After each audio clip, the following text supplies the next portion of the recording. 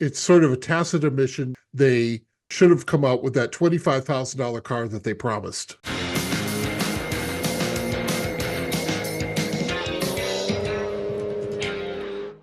Welcome back to Car-Pinionated, our weekly show on cars, the car industry, and driving in general.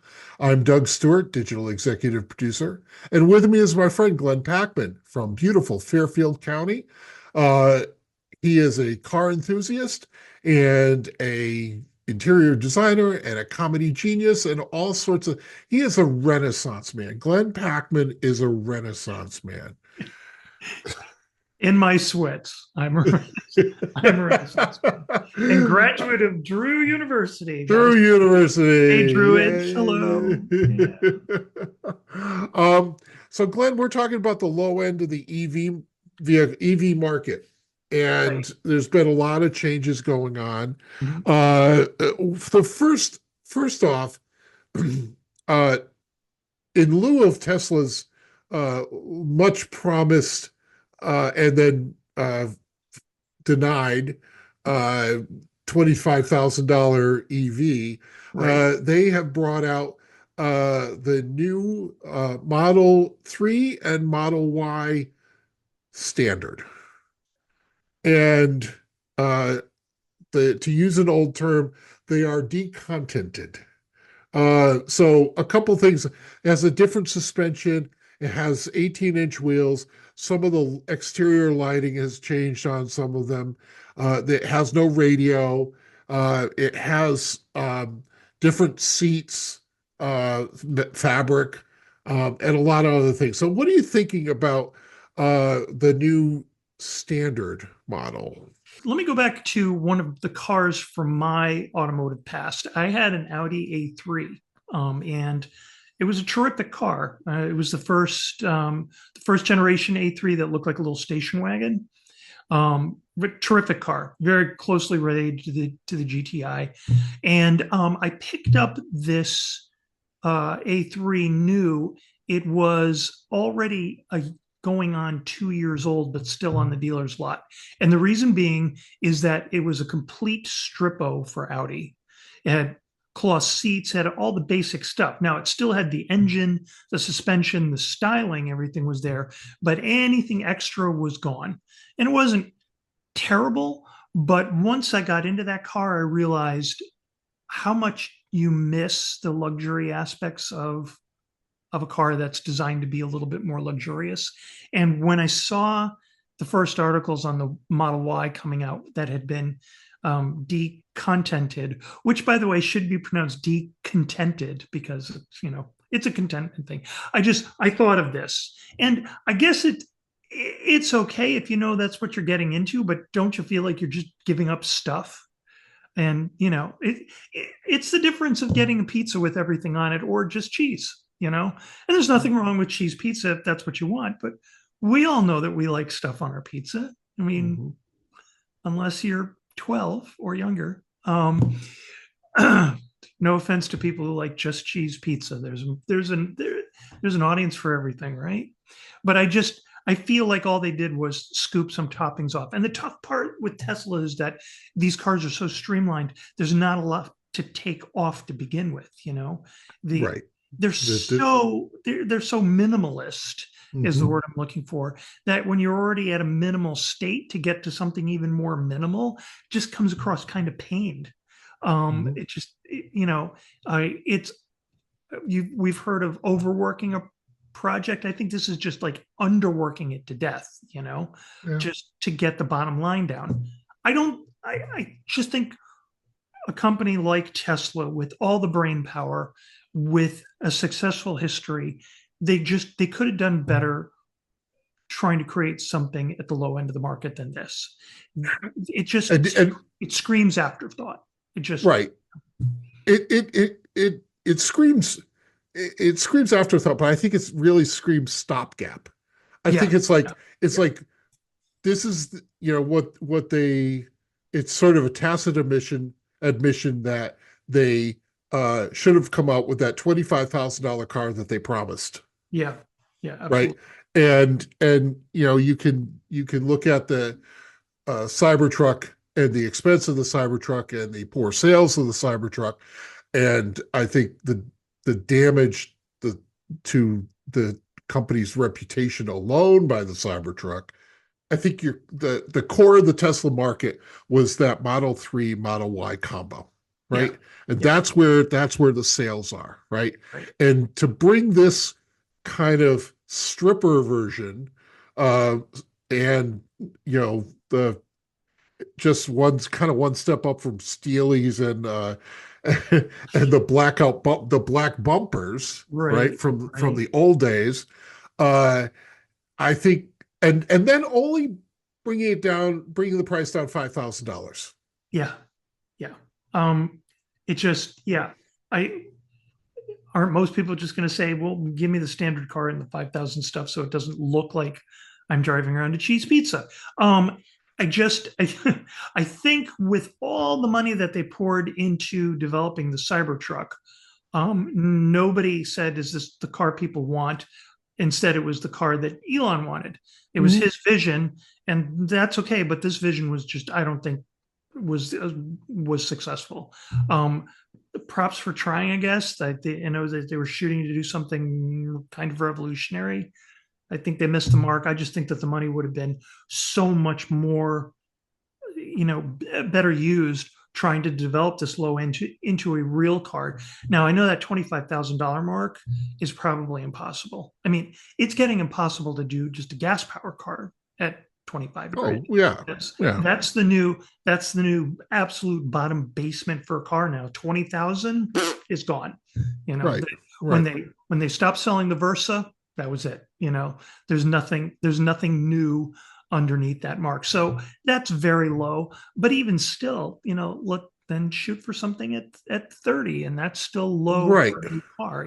right. When the average new car price, Kelly Blue Book says, is $50,000, right? Right, And right. and yes, I totally agree with you. $25,000 was the price, 2 years ago Yeah, when when they were originally talking about it. right. But then, this has been one of my car theories for a long time, and you know that I have a lot of different, Mm, sometimes wacky car theories. Every car you build should be an advertisement for that make and model, yeah, right? yeah, And when you look back at like some uh vehicles like the Ford Fusion, like every Fusion looked good, right, right. right? Mhm. And you and it took a practice eye to say, okay, that's the low end and that's the upper end. But then there's some cars that you look at them and go, well, that's clearly the bargain basement Right, one, right? When you right. think of like what I'm saying is like you look at the pickup truck market and a base level XL Maverick XL is quite clearly a base level Maverick XL, Yes, right? yes, absolutely, And I absolutely. think you can get away with that in the pickup truck market, but I think it becomes harder and harder to do that in the car market, Yeah, right? for sure, And for sure.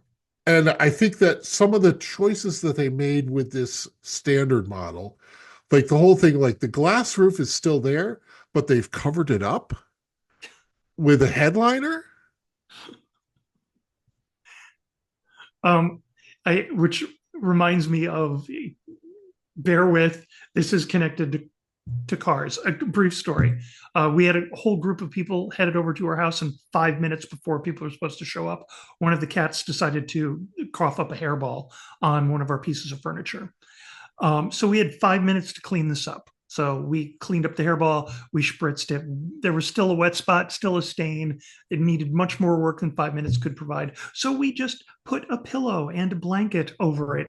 And that's what this is making me. Yes, I'm equating Tesla to a cat's hairball, but it's that there's something similar here. It's like, we need something cheap. Come on. I just no. There should Yeah. yeah, and the in the automotive world, the response to this has been a great big no, because it looks half-hearted. It's not a new Yeah. car. It's not a new car. It's nothing. It's stripping away some stuff from a car that's already been stripped down intentionally, you know? Right. Right. So, and you're kind of losing the beauty of a Tesla, I think. God, it Yeah. just, I'm so bummed that they didn't take all that money and all that time and come out with something. All right, I'm going to evoke the name of a car I've invoked a lot, but the Volvo EX30 was Hmm. supposed to be this car also, and they couldn't do it. And by the Hmm. way, now that we're finally getting them here in the United States, I've been looking and like the cheapest you can get an EX30 for around here is 46,000. Now, Yeah. they are equipping all of them with the dual engine. I don't know why, but Mhm. you know, and I guess the moral of the story is, do people want to buy a $30,000 Volvo? You know, and we're not really shopping for Volvo new Right. cars. And I don't think Volvo's ever made No. been strong in that low end market. No, no, not at all, not at all. But the point is there is that they tried and failed. I just think that if Tesla had done this with all the development dollars and all the brain energy, I think they would have tried and succeeded, you know. And I don't think it would have scavenged their brand. I mean, just Right. See, that's the thing that the brand takes a hit. The yeah, you know that you know and and we're different. Like we'll look at it and go, okay, well that's the cheapie, you know. yeah, And I think a lot of people don't notice that. But I think I don't know. I just yeah, it rubs me the wrong way. And I don't think the $5,000 that's off of from the premium model, which used to be the kind of midpoint or the high end, mm, or I don't think that $5,000 is enough right, to to right, to really make that you know useful, right, right? That kind of, like, it doesn't have a radio. It's I think most people can get away with like the suspension. That's just the parts underneath, and you don't really think about, right? right. But if your concern is ride quality, if your concern is noise, maybe the suspension is not where you want to take your money out. I Yeah, don't know. yeah, I don't yeah, know. exactly. Years ago, I worked for a restaurant. It shall go nameless. That they decided to try and expand. They spent a lot of money on a big vanity project. And just thinking about this, and boy, the relationship between that story and what happened to Tesla is really, it's either way. So they added onto the restaurant. They put on this big, fancy whoop-de-doo extension, and then it didn't promote any business. Right. So they panicked. And what they did was in the big whoop-de-doo extension, instead, what they did was they opened like a second restaurant that was much cheaper than the very nice restaurant that was there to begin with, hoping that the people that came to the nice restaurant would still keep coming. And then other people that wanted the cheap food would come to the cheap food. And all they did was split their existing crowd. Right. So Water down the brand. yeah, exactly. That is exactly what happened. So all the people coming to this fancy restaurant, 50% of them stayed, 50% of them went to the other restaurant, and they lost all that business, which was flagging to begin with because their mortgage was way up. And long story longer, they eventually went under. Mhm. I don't think Tesla's going to go under, but I'm reminded of this in that instead of trying to create something new, they're just splitting hairs from the existing buyers. And let's be honest, Tesla's already in a little bit of heat sales wise over the past year for Well, a you have lot of much different more, reasons. But right? You have much more. Let's just set aside all the outside stuff. right. You have manufacturers who've come to the market like GM with Yes. a soup to nuts philosophy about EVs. You go from the Chevy Equinox to the Cadillac Celestiq or Celestiq, depending on what day it is, right? And so you have a let's say the Equinox is 30,000 and the Celestiq is 325, 350,000. So that's a range there, right? Right. Right. And but they're selling at all those price points. And when you look at that, that's a step up, right? You have the Equinox and then you have the Blazer. And then so you're constantly moving up. Sure, So sure. you pay more money, you get a slightly bigger truck. Exactly. And here's something else, if I can make the relationship between Tesla and Chevy, is that buying an economy brand from Chevy is okay. That Chevy has made great economy cars for years. I had a Chevy Sonic, not exactly a high-end vehicle, really a good little car. Yep. Really, really, really Yeah. good little car. Never gave us an ounce of grief. I got handed down to my stepson, who drove it until some lady smashed into it. Not his fault, her fault. Um, Either way, Chevy has a hand in that market. I don't think anybody's buying a Tesla to buy an economy car. No, You know what I mean? no, It's no.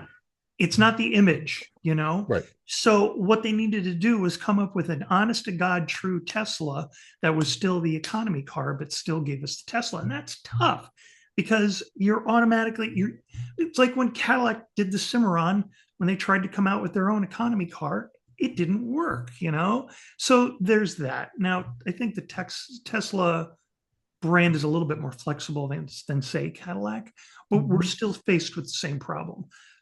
Top all that off with the fact that the Equinox is really a nice looking car.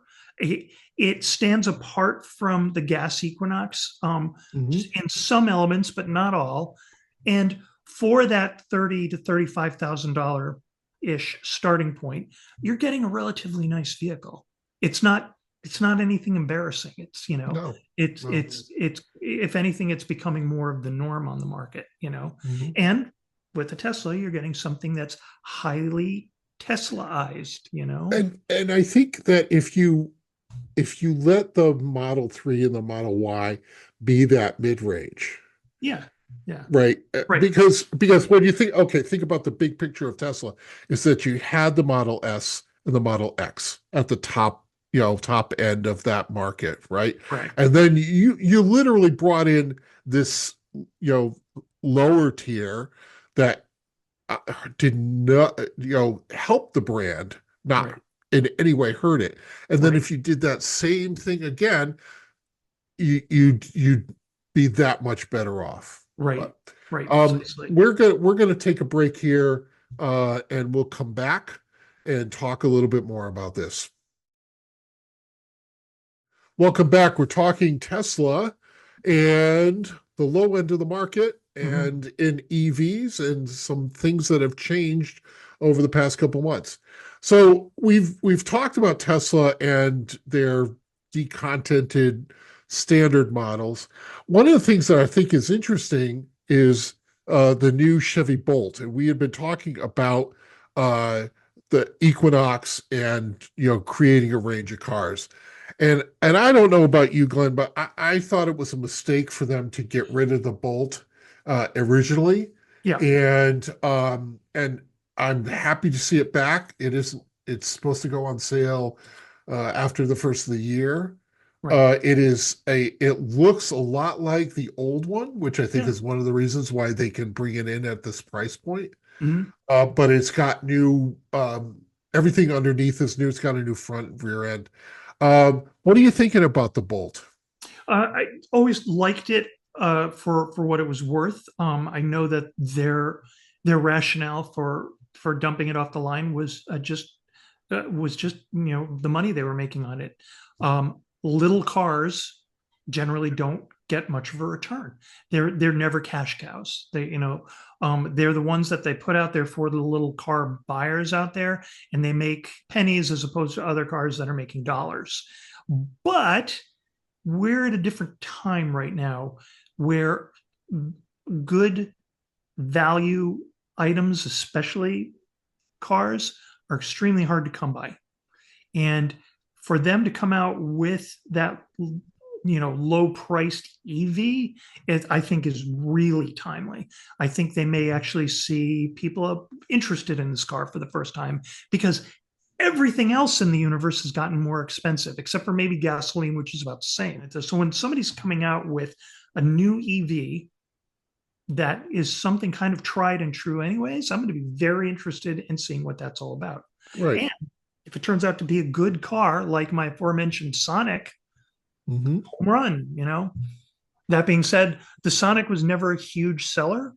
It did okay, but it just, didn't Right. make a lot of Right. money for them. Right. So, I think you have a whole yeah, bunch of market forces there in yes, that. But the Bolt sales were going up towards the end, and yes, when they yeah, pulled the rug out from underneath them, and right, then they kind of like they did that, and all of a sudden everyone's going, but people were buying it, and then they said, well, it'll return, and it has, and it will. yeah. So good on them for doing that. Maybe, We also go ahead. maybe it's sort of the pumpkin spice latte effect where we're going to take it away for 3/4 of a year. You don't really like it, but when it comes back, you really want it, right? or No the offense to people who like their pumpkin spice lattes. right McRib, But yeah, right? it's like, oh no, you can't. Here you go. Yeah. Small, easily maneuverable, Hmm. you know. Sips electricity. Somehow equating something liquid with electricity just is asking for trouble, but Yeah, yeah. I digress. Anyways. All right, we're gonna take another break here, and then we'll be back. And while Glenn plugs his car in, Yeah. he doesn't have a car. That would be fun, right? Yeah. Yeah. All right, we'll be back. All right. So we've talked about the Tesla, we've talked about the Bolt. I have to remember to say Bolt, and I have a stick up note. There you Make go. sure I say the right thing. Um, and and also I want to at least mention the new Nissan Leaf, which Right. has a standardized charging point, Hmm. charging port. And so that's good. It helps bringing it back into the mainstream. The looks are good, Finally. thank God. Finally. Um, Finally.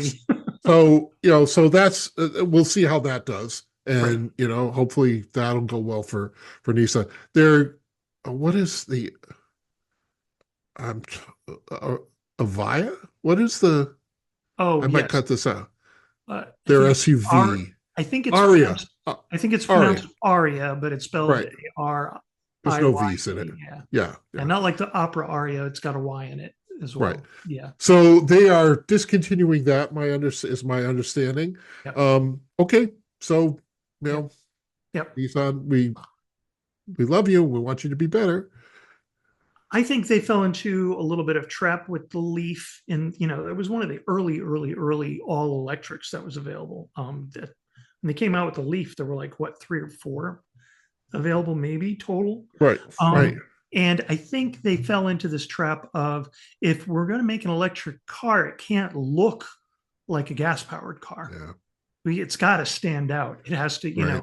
and the original Leaf, I just thought was, I don't know, it was an electric pacer. It just, I don't know who thought that car was beautiful, but it was like, No, no, no, no, no. And I know no. there's limitations to making an EV, but I mean, no, no, no, No, I no, don't think you. no. I mean, I know that kind of in that period of time when, one of the more popular EVs had been the Saturn EV, Mhm. So, okay, let's everyone put the charging port in the center of the hood, right? In the center of the front end. I'm like, no, no, no, no, no. Yeah. But here's the thing that I find hilarious, and I'm sure the car makers don't. The best way to get an EV, buy an EV, is to buy a used one, Yeah. right? Because Right. look what my brother did with his F-150 Hmm. Lightning, right? He Yep. bought it for one price, and then and it was used. And I did a little bit of looking around here, and I see on Carvana a 22 Ford F-150 Lightning for 44,000 dollars. Mhm. Uh, 28,000 miles. taking a guess at what a comparable new one would cost. Want to go hazard a guess or 65? that would be $72,000. I wasn't too far off. No, you weren't, All right. I'm not going to but win the showcase for that. no, you are not going to win the showcase. Wah, wah, wah. um, yeah, so the 3-year-old truck Mm, with decent mileage, yeah. you know, Yeah.